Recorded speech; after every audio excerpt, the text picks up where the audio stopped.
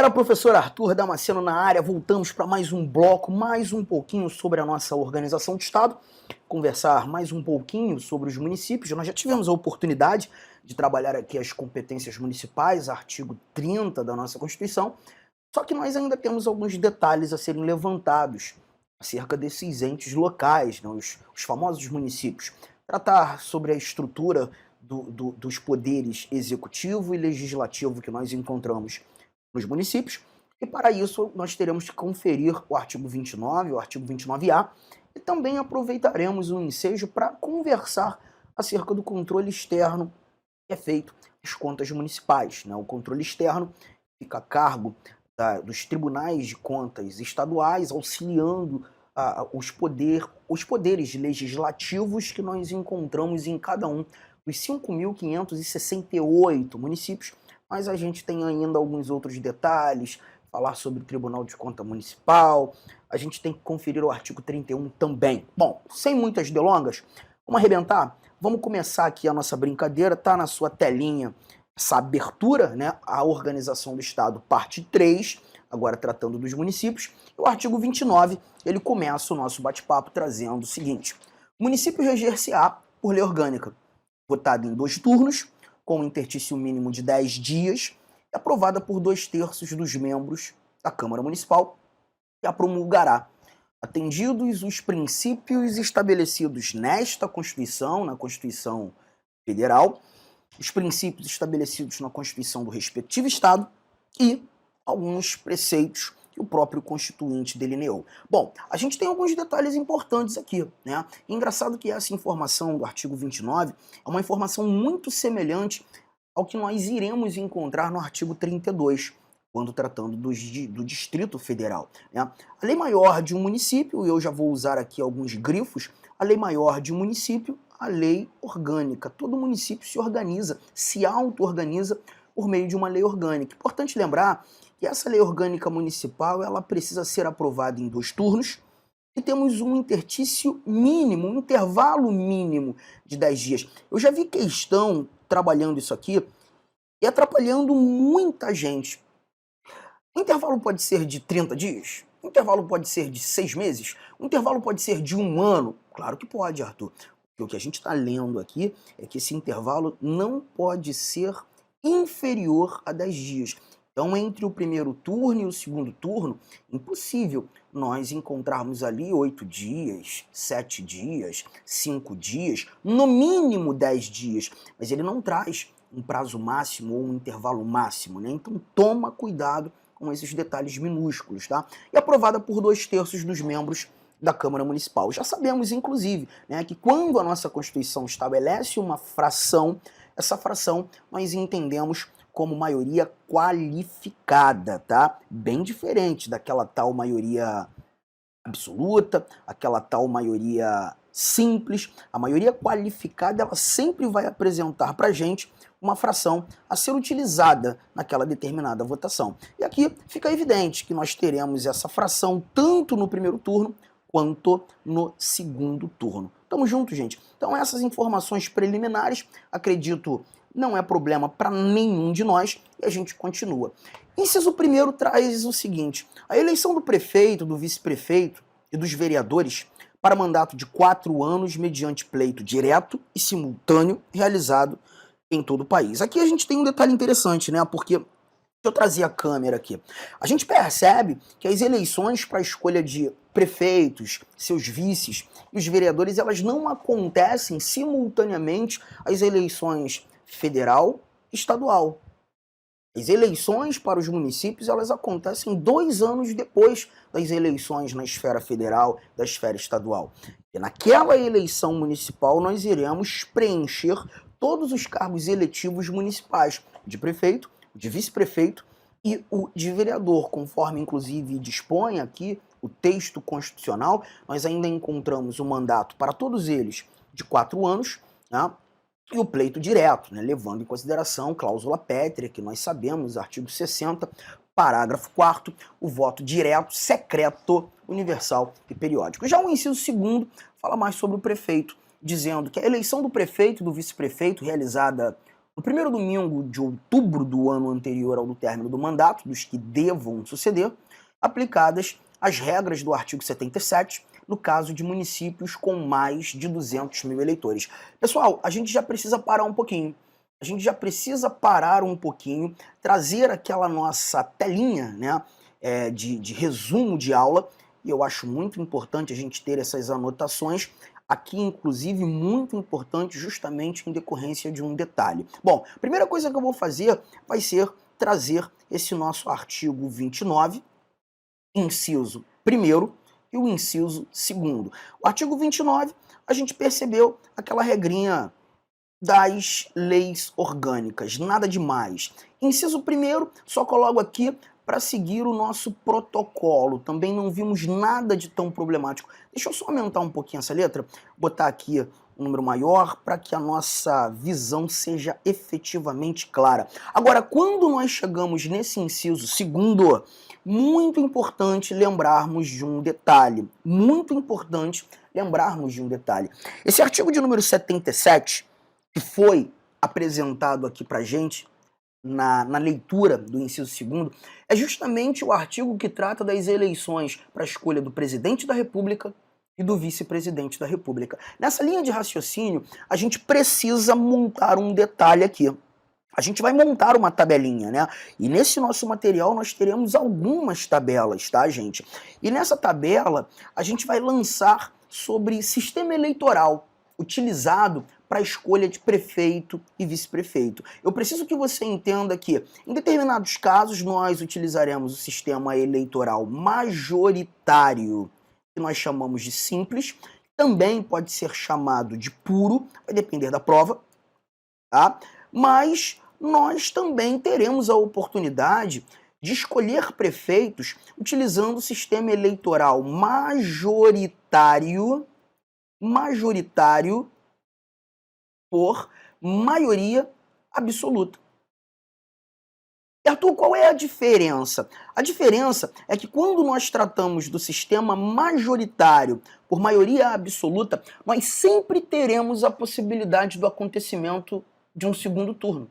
Nós sempre teremos a possibilidade do acontecimento de um segundo turno. Aqui, né, se tornará prefeito o candidato mais votado tenha obtido 50% mais um voto válido, pelo menos. Essa informação ela é muito importante. Essa informação é extremamente importante para todos nós. Porque quando nós utilizamos esse sistema majoritário por maioria absoluta, se porventura, naquele primeiro domingo de outubro, trazer a câmera aqui para conversar com você, naquele primeiro domingo de outubro, percebermos que o mais votado não alcançou os 50% mais um voto válido, ele não obteve o que chamamos de maioria absoluta, inevitavelmente nós teremos a necessidade do acontecimento de um segundo turno, a necessidade do acontecimento de um segundo pleito. E lá no artigo 77, nós tomamos conhecimento que esse segundo turno, se houver, ele vai acontecer no último domingo daquele mesmo mês de outubro. E nesse contexto, nós teremos os dois candidatos mais votados daquele gládio. E se porventura agora um segundo turno com apenas 2 candidatos, certamente um deles vai obter a maioria absoluta. Um deles vai conseguir os 50% mais um voto válido, vai atingir a maioria absoluta e se tornará prefeito. Agora, em outros casos, você está percebendo aqui, nós temos o sistema eleitoral majoritário simples. Majoritário simples.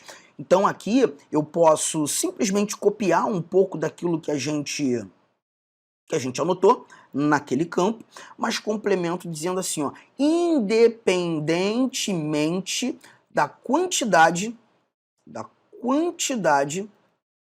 de votos que obtiver.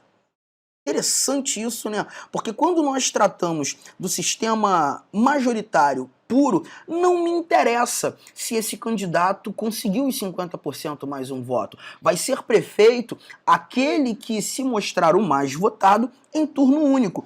E olha, vou te dizer uma coisa, provavelmente você reside em um município, que nunca aconteceu o segundo turno. Pode ser. Não, Arthur, eu resido em Cuiabá. Cuiabá é cidade grande, aqui a gente tem segundo turno. Já participei de vários segundos turnos para escolha de prefeitos. Mas certamente nesses municípios do interior, se você é de um desses municípios do interior, ou qualquer outro município aí espalhado do Brasil afora, que tenha menos de 200 mil eleitores, a eleição se dá sempre em turno único. E olha que quem te mostrou isso aqui foi justamente esse inciso segundo. Leia novamente, gente. A eleição do prefeito e do vice-prefeito, realizada no primeiro domingo de outubro do ano anterior ao do término do mandato dos que devam suceder, aplicadas as regras do artigo 77, as regras para a escolha de presidente e vice-presidente, apenas se o município contar com mais de 200 mil eleitores. Então, na nossa anotação, a gente precisa ainda trazer aqui um detalhe. Esse sistema majoritário puro, nós iremos utilizar em municípios com menos de 200 mil eleitores. Já o sistema majoritário por maioria absoluta, nós iremos utilizar nos municípios com mais de 200 mil eleitores. Gente, isso é muito importante para todos nós. Muito importante. E eu quero que você perceba que a palavra utilizada aqui pelo nosso constituinte foi eleitor. Eleitor. Por que, Arthur, você está enfatizando tanto, inclusive colocando negrito, esse sublinhado? Porque se o teu examinador trocar a palavra eleitor por habitante, ele está mudando completamente a semântica da parada. Nem todo habitante é eleitor.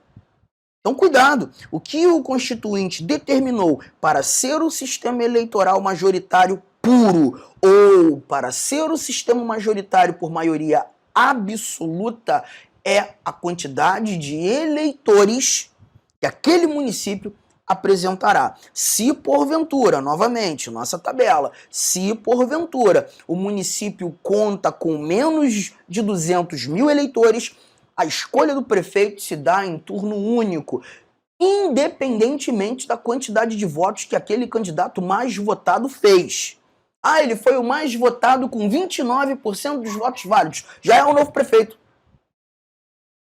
Mas se agora estamos tratando de um município gigantesco, como as diversas capitais espalhadas pelo Brasil, Cuiabá, Campo Grande, Belo Horizonte, Salvador, Porto Alegre, São Paulo, Rio de Janeiro, nós sabemos que esses municípios contam com mais de 200 mil eleitores. Aí, o prefeito obrigatoriamente precisa ter atendido a tal da maioria absoluta. Teremos sempre a possibilidade do acontecimento de um segundo turno em municípios como esses. Tamo junto, gente. Tranquilidade? Então bora mais. Tem mais coisa pra gente desfrutar aqui. Inciso 3º nos mostra. A posse do prefeito, do vice-prefeito, acontece no dia 1º de janeiro do ano subsequente ao da eleição. Tá? Interessante, né? A gente viu uma alteração acontecendo no texto constitucional no finalzinho de 2021. E provavelmente a sua Constituição já está atualizada, já traz isso. A posse dos governadores, a posse do presidente, a data da posse mudou para governadores e o presidente. O presidente agora toma posse no dia 5 de janeiro, os governadores tomam posse no dia 6 de janeiro.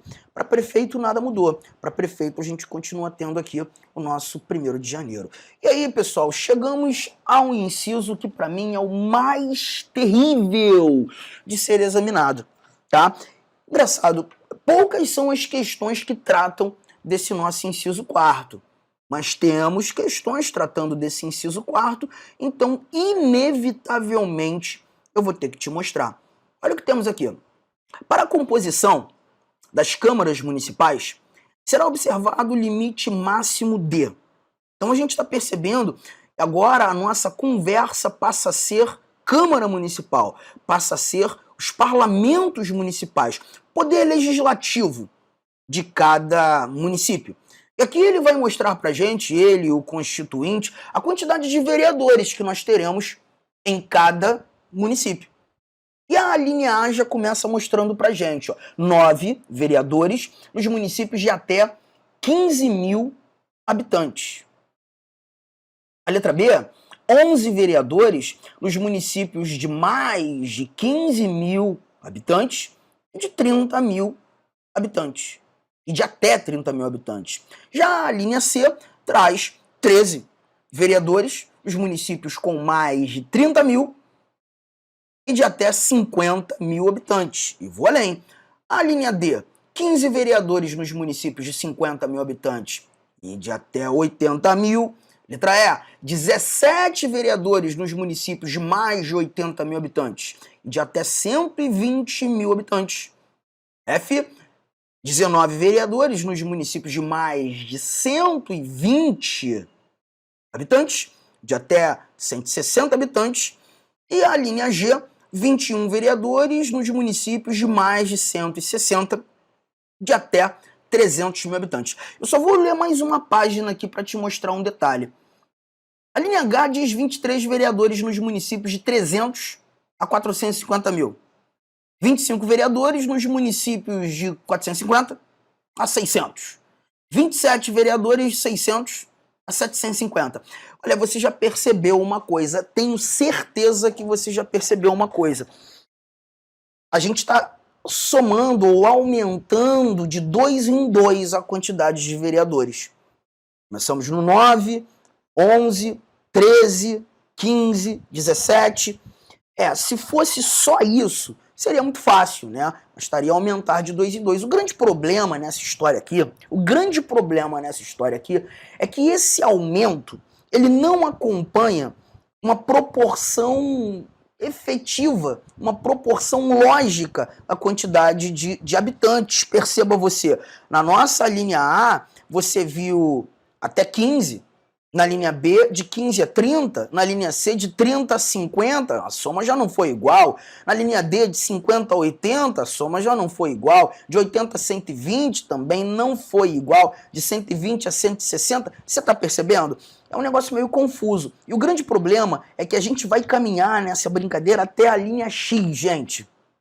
Até a linha X. O número mínimo de vereadores, 9. O número máximo de vereadores, 55. Como é que eu vou conseguir guardar essa loucura? Bom, eu preparei uma tabelinha aqui que pode nos ajudar.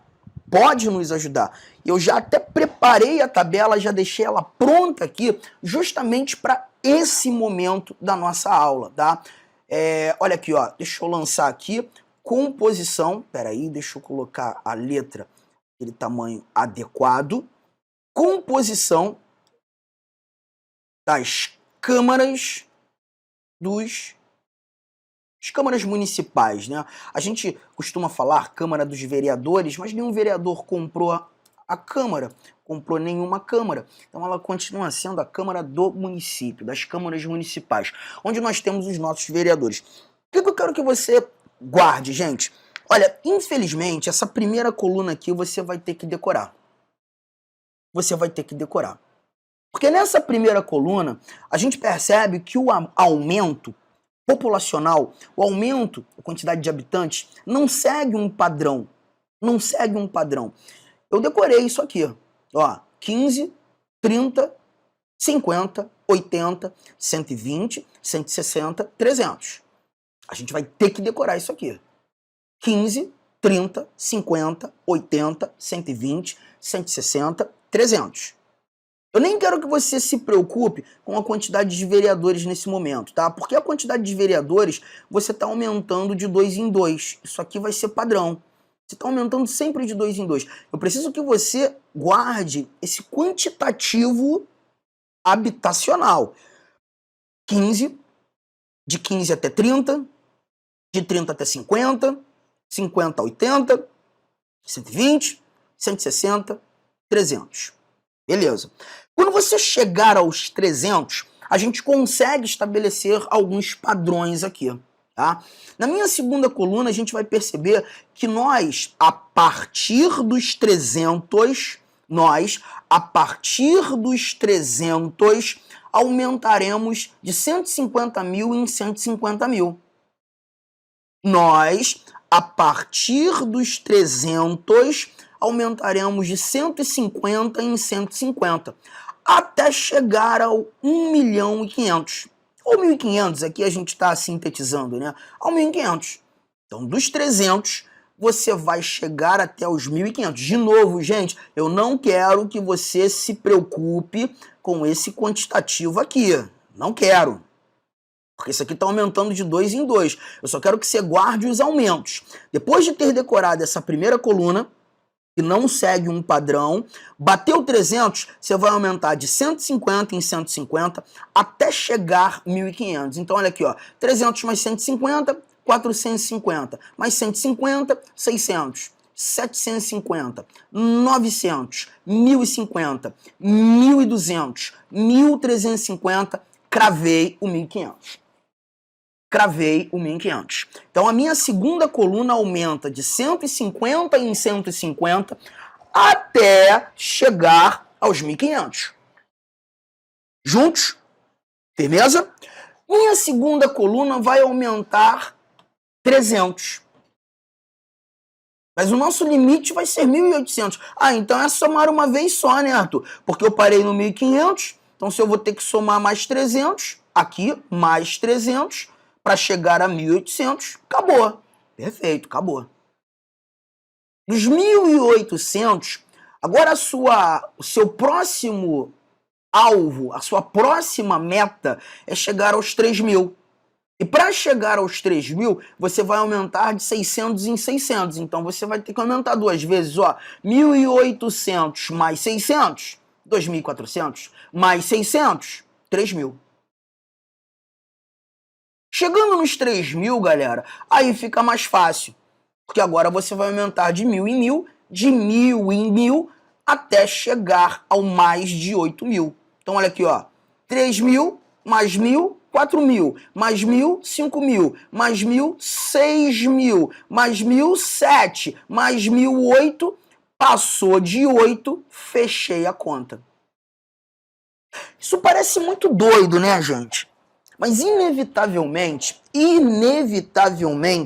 a gente precisa criar um método para tentar guardar isso aqui da maneira mais simples possível. Arthur, mas é impossível isso ser simples. Eu sei que é, mas inevitavelmente foi a forma. Eu consegui fazer com que você examinasse, olha isso aqui, gente, examinasse todos esses dispositivos, todas essas alíneas numa tabela. Tamo junto? Então, ó, vou te pedir, caso não tenha ficado... Inicialmente eu quero pedir licença para vocês porque atrapalhei os seus estudos, mas essa videoaula é uma videoaula demonstrativa do site LAC Concursos. Eu sou o professor LAC, especialista em concurso público. Somente em 2022, isso mesmo, já tive a oportunidade de ser aprovado em 7 concursos públicos. Eu estou aqui para te ajudar. Gostou dessa videoaula? Quer continuar assistindo? Aliás, quer fazer o nosso curso completaço? Inclusive com personal coach, que eu estudo em regime de metas, na qual eu tenho certeza absoluta, se você cumprir todas as nossas orientações pedagógicas, cumprir as nossas metas de estudos lá no dia da prova, no dia 4 de dezembro, salvo engano, né? É isso mesmo, dia 4 de dezembro você vai fazer uma excelente prova para o sócio educativo do Espírito Santo. São 400 vagas, mais cadastro de reserva. Eles vão habilitar milhares de pessoas e muitas pessoas serão convocadas além do cadastro de reserva. Por quê, professor? Porque são 2 anos de validade por mais 2, 4 anos de validade. Professor, quanto custa o curso da LAC Concurso? Apenas 10 parcelinhas de R$ 30, é isso mesmo, 10 parcelinhas de R$ 30 você vai ter esse curso super completo, atualizado, atualizadíssimo, será o melhor investimento de sua vida, o melhor custo-benefício da sua vida, 10 parcelinhas de R$ 30. Gostou? Então vem comigo, vem estudar aqui na La Concurso, tem um link aqui embaixo onde você vai diretamente fazer a sua matrícula no site da LAC Concursos.